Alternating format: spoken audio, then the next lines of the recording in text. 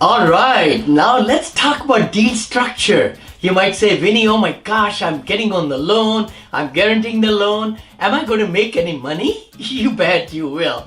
You know what? That's exactly what I learned 12 years back, and my coaches and my mentors taught me well.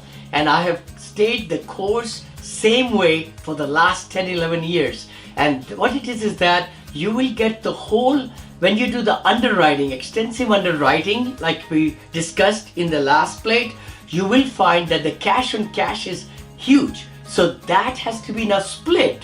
Cash on cash after we pay the mortgage and the capex account and all that. If you look back on the worksheet, you'll see that we will split it 65% to the general partner, to the limited partners, the Class A members who are the investors, and 35% to you, maybe right when you buy the property. Sometimes you might even do 70-30 because you are going to bring value to the property by increasing the rents, by doing special things, the RUP systems and all, which we'll talk about. The key thing is you want to give good percentage of 7% or 8% cash on cash, to the investors as a preferred return as Class A members.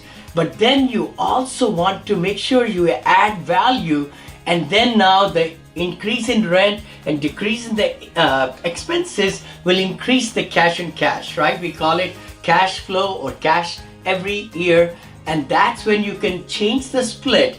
In the private placement memorandum, you could write any way you want, and your attorney will advise you. Maybe you could do 65-35 in the first couple of years, and then from the 3-year onward, it could be 60% goes to investors and 40% comes to the general partner because you guaranteed the loan and all the things, and you're overseeing the asset, running and managing and taking care of all the things. So that's where the deal structure can be different, right? Can be divided into. Of course, on the general partner side, as we talked about in the other side, loan qualification, you may have a partner loan enhancer, we call it sometime, or a sponsor along with you that will take from your 40%, maybe 15% of the 40, just to make it simple. But let's talk about, how do you get paid? You might say, Vinny, oh my gosh, I'm working so hard. Am I going to make some money? You bet you will. See, the good part is in deal structure, we have something called acquisition fee.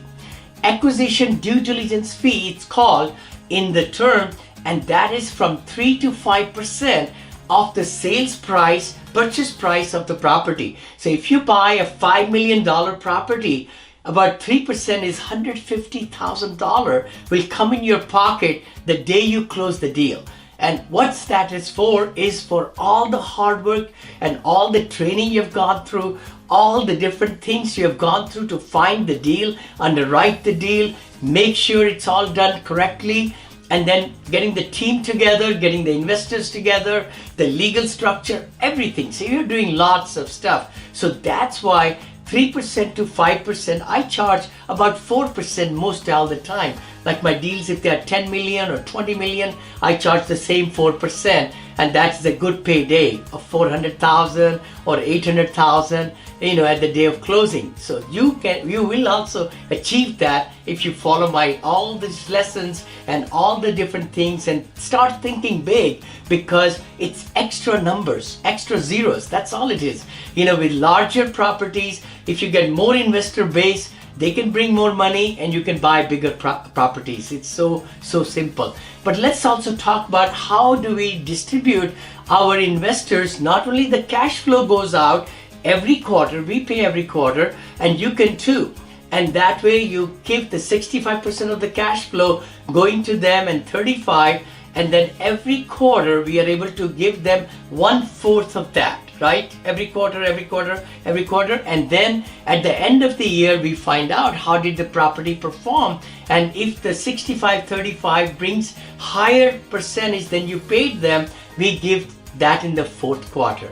And we'll explain that more in detail. But please go ahead and make sure that deal structure is really, really strong so that their investors are getting good part of the profits and also the equity return too. Remember, not only they get just the cash flow during the property that is purchased. If there is a refinance, 100% of the money of the refinance goes back to the investors to pay off their initial investment, because we are increasing the loan value when you refinance, So that's why I think most of the SEC rules is that we need to give majority of it. It's called waterfall.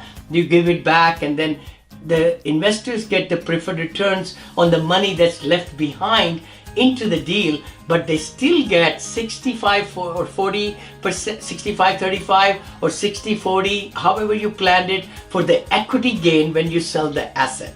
So you do get paid quite a few times, which is the exciting part. The other part, which is another money maker, is like in our company, we manage all of our assets. And if you find that is something you would like to do after a couple of properties, you can start your own management company. This way investors like it because you are keeping an eye on their money, on their asset, and they love that. So that's something that you might also consider.